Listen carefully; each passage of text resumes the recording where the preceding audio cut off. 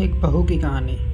ससुराल में वह पहली सुबह मुझे आज भी याद है। कितनी घबरा कर मैं उठी थी, यह सोचती हुई कि कहीं देर ना हो जाए।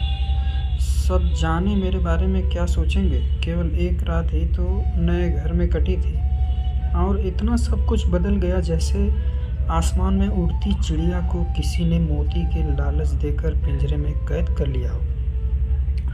शुरू के कुछ दिन तो यूं ही गुजर गए। एक दिन हम बाहर घूमने गए। जब हम वापस घर आए तो सासू माँ की आंखें में खुशी तो दिख रही थी, लेकिन केवल अपनी बेटे के लिए ही। मैंने सोचा कि शायद नया रिश्ता है, एक दूसरे को समझने में कुछ वक्त लगेगा, लेकिन समय ने जल्द ही एहसास करा दिया कि मैं यहाँ बहू हूँ, इसलिए मैं जैसा हूँ वैसा नहीं कर पाऊँगी। कुछ कायदा और मर्यादा है जिसका मुझे पालन करना होगा, जैसे कि धीरे धीरे बात करना, धीरे से हंसना, सबके खाने के बाद खाना। यह सब आदतें मुझे अपने आप आ गई। माँ से भी बात कम होने लगी, जिसकी वजह से मुझे पियर की याद आने लगी। ससुराल में पूछने पर कहा गया कि अभी नहीं, कुछ दिन के बाद जाना।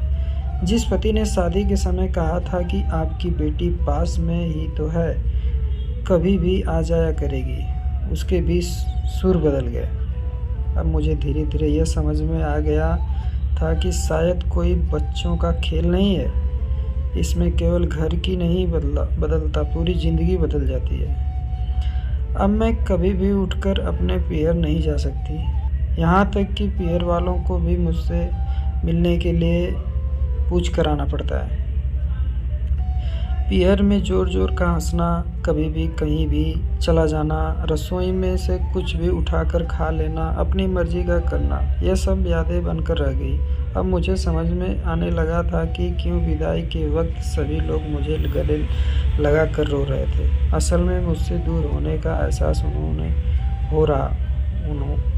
हो रहा था, लेकिन एक और बात थी जो उन्हें अंदर ही अंदर परेशान कर रही थी कि अब जिस सच्चाई से मुझे इतने दिन दूर रखा गया है, वह सच्चाई मेरे सामने आने वाली थी। पापा का यह झूठ कि मैं उनकी बेटी नहीं, बेटा हूँ, अब और दिन नहीं छुप पाएंगे, जो कि उनकी सबसे बड़ी चिंता थी कि अब उनका बेटा, जिसको कभी भी बेटी होने का एहसास नहीं कराया था, जीवन के इतने बड़े सच से सामना करने जा रही थी। वहीं माँ को चिंता सता रही थी कि उनकी बेटी अभी तक कोई एक काम भी नहीं किया करती थी, अब वही पूरे परिवार की जिम्मेदारी कैसे उठाएगी। सभी लोग मेरे इस विदाई और पराये होने का दर्द जान रहे थे, सिवाय मेरे, इसीलिए वह सभी लोग रो रहे थे। आज मुझे समझ आ गया कि उनका रोना गलत नहीं था। यह हमारे समाज का नियम है कि एक बार बेटी डोली में विदा हो गई तो वह उस घर के लिए केवल मेहमान ही बनकर रह जाती है। फिर कोई चाहे कितना क्यों न कह ले कि यह घर आज भी उसी का है, सच तो यह है कि वह कभी भी यूं ही अपनी पियर नहीं जा सकती, चाहे कितना भी समस्या और परेशानी क्यों ना आ जाए। मुझे ही हल करना है, हंसते हुए या गम छुपाते हुए। थैंक यू दोस्तों कहानी सुनने के लिए। पसंद आए तो लाइक ज़रूर करें और हमारे चैनल पे नए हैं तो प्लीज़ सब्सक्राइब ज़रूर करें। आने वाली वीडियो आपको मिलती रहेगी।